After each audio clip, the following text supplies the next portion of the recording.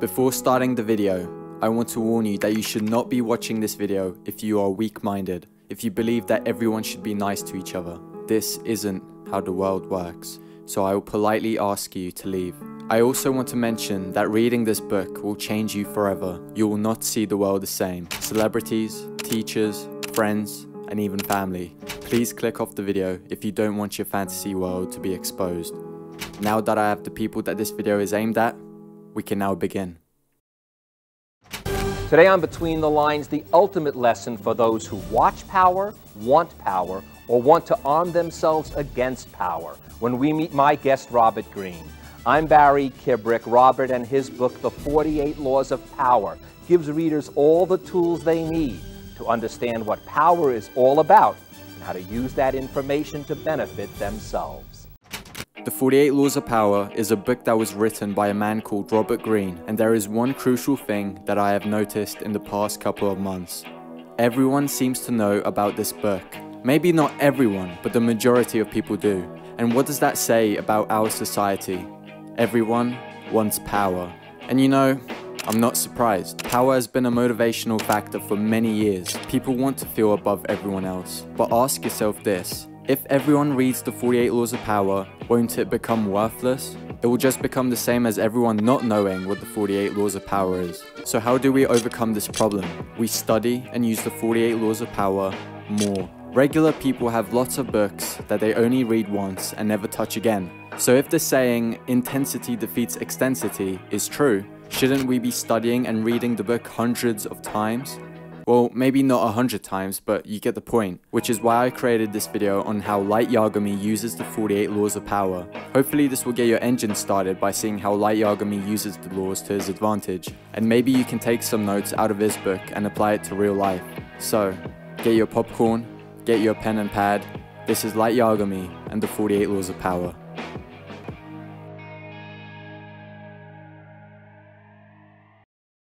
Law 42. Strike the shepherd and the sheep will scatter. Trouble can often be traced back to a single strong individual, the stirrer, the arrogant underling, the poisoner of goodwill.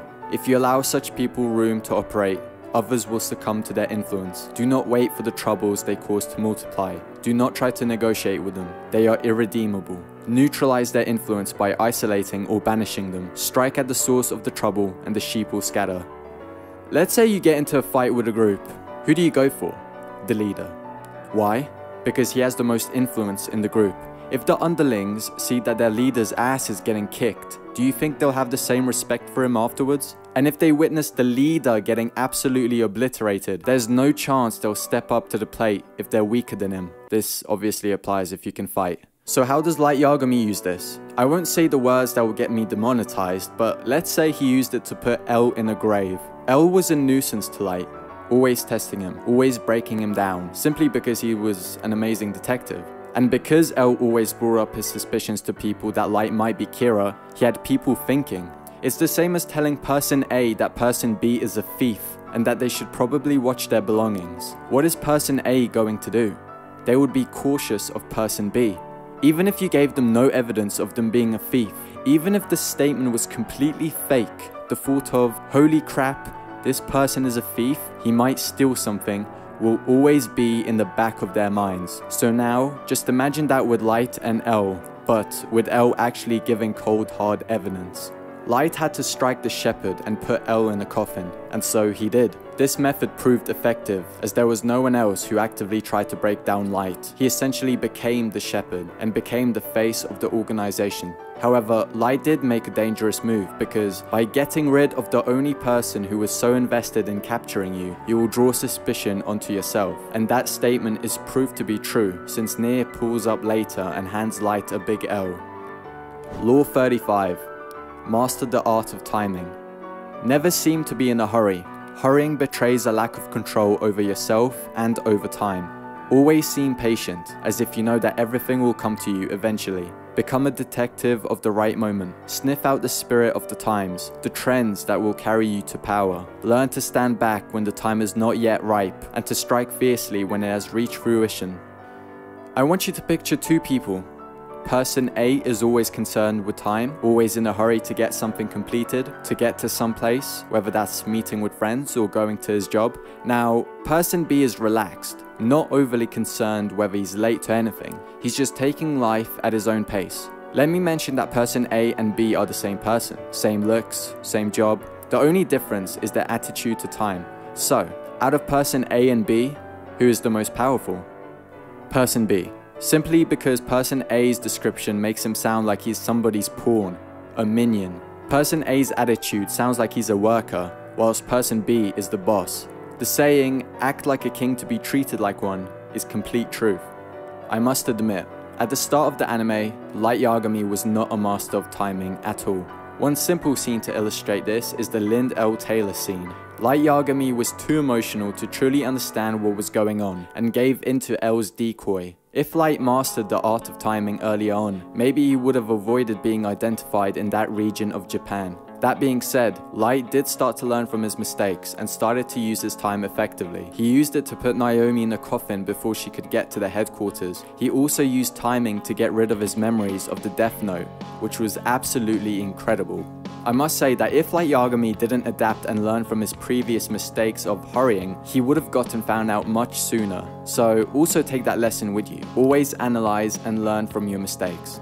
Before we get into the next crucial law, if you've gotten this far into the video, please make sure to hit that subscribe button for more anime content like this one. And if you're kind enough, I would also love a like button to celebrate my birthday. Thank you. Law 26. Keep your hands clean. You must seem a paragon of civility and efficiency. Your hands are never soiled by mistakes and nasty deeds. Maintain such a spotless appearance by using others as scapegoats and cat's pawns to disguise your involvement. This law was pretty much life or jail for Light Yagami. He had to follow this law at all times, because one slip up and he was done for. This is why he used the door trick to see if anyone was entering his room whilst he was gone. He was also cautious about where he left the Death Note, so he hid it under his drawer. He also used Mikami as his pawn, making him do the work for him, so Light would look less suspicious. This law not only applies to your mistakes, but also the mistakes of the people you're associated with. Why do you think production companies and other brands dropped Johnny Depp when the allegations arose? Because the companies wanted to be spotless. They did not want to be seen as the company that supports abusers. We did find out that he was innocent all along. However, the companies are still hesitant to work with him and will still be hesitant to work with him just because of one false allegation. If you want power, if you don't want to get cancelled, please keep your hands clean. Law 14. Pose as a friend, work as a spy. Knowing about your rival is critical. Use spies to gather valuable information that will keep you a step ahead. Better still, play the spy yourself. In polite social encounters, learn to probe. Ask indirect questions to get people to reveal their weaknesses and intentions. There is no occasion that is not an opportunity for artful spying. Light Yagami used this law quite literally by working with L himself. He understood how L worked, his associates, how he fought. Everything that he needed to know just fell onto his lap. He also used this on Naomi, posing as a friend, telling her that he works with L just to get her to trust him and give out her real name. This is a great law to use not just for evil purposes, but for genuine teamwork and lessons. You don't necessarily have to pose as someone's friend, you can actually just be their friend and conquer together. It's a lot easier to work with someone else rather than on your own, because quite simply, you can't conquer the world all by yourself. Law 18. Do not build fortresses to protect yourself. Isolation is dangerous. The world is dangerous, and enemies are everywhere. Everyone has to protect themselves. A fortress seems to be the safest, but isolation exposes you to more dangers than it protects you from. It cuts you off from valuable information. It makes you conspicuous and an easy target. Better to circulate among people, find allies, mingle. You are shielded from your enemies by the crowd. Imagine if Light decided to cut off from the world and not work with L. What might have happened? Suspicion would have heightened, and Light would not have been able to understand how L thinks. If you don't want to look conspicuous, you have to blend into the crowd, make it hard for people to identify you. If you want to appear intelligent, hang around the intelligent group. If you want to understand how to increase your wealth, hang around the people that are interested in wealth creation. Do not shy away from it. Your reputation is also influenced by the people you hang around with, not just your personal deeds and appearance. If you think a certain way, if you look a certain way, thank your friends. Law 15. Crush your enemy totally. All great leaders since Moses have known that a feared enemy must be crushed completely. Sometimes they have learned this the hard way. If one ember is left alight, no matter how dimly it smolders, a fire will eventually break out. More is lost through stopping halfway than through total annihilation. The enemy will recover and will seek revenge. Crush him, not only in body, but in spirit. We must admit that when it comes to crushing enemies, Light was the best at it. He not only crushed El Lowlight, he also crushed his first ever enemies, the criminals. He understood that if he kept putting the criminals in their grave, that would make more people stay away from committing crime. And clearly, his enemies did not come back for revenge, because, well, he literally smoked them. Next time, if you're dealing with an opponent or even someone like a bully, put them in their place and don't go halfway. That will just motivate your enemy more. Before you leave, I just wanted to thank you guys so much for the late 10,000 subscribers that we hit together. And not only that, we're at 15,000 now. I'm sorry that I was inconsistent for the past month. However, I did have a 2-week holiday, which is why I didn't upload. I do hope that you had a great summer, and I hope your support carries on to the future. I also made a Twitter account if you guys are interested in any video updates, ebook updates, or if you just want to chat with me. The link will be in the description. This was made by the Power Analysis. Thank you once again.